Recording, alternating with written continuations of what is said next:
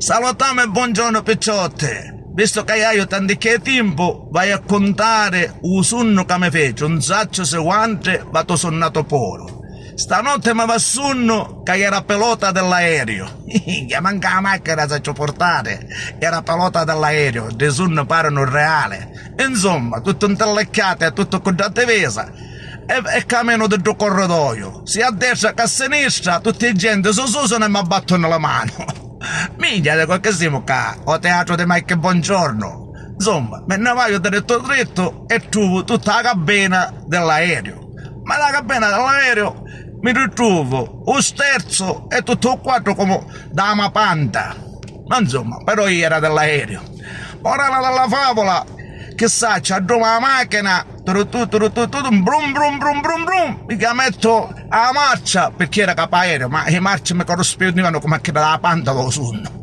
Insomma, metto la prima, minchia, e d'aereo vola, ma era come se volava la panta, e gente tutta da ridere. La vedo che sonno che mi fece, qualcosa da pazzo.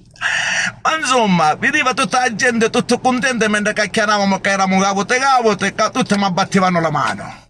Minchia, io contento, che però mentre che guido, da lì ho 4 e vedo che mi spunta da benzina, che mi lampiavo cosa da benzina. Porca miseria, come scordai a metterci la benzina dell'aereo. Ora tutti morivo, tutti alla manca. I franca mi venne, muta, da sportello dell'aereo, ma era lo sportello della panda. Ho paracaduto e mi chitto, a modo che mi chitto, ma gioveglio do litto, tutto strasalto e tutto scandato. Minchia, dico, mano male che era un sonno, fortunatamente. Io salvo sogno, dico. Pensa se era un sonno reale, quando gente aveva a fare morire, porca miseria.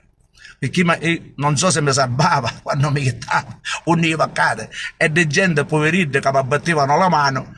So che come ci va a finire, ma cosa da pazzo che sono che mi fece. Non so se quando vado sonnato in bedenna, ma era come un sonno reale, ma la cabina io avevo come a chi da panta, non era, no, perché, ma insomma mi veniva più facile.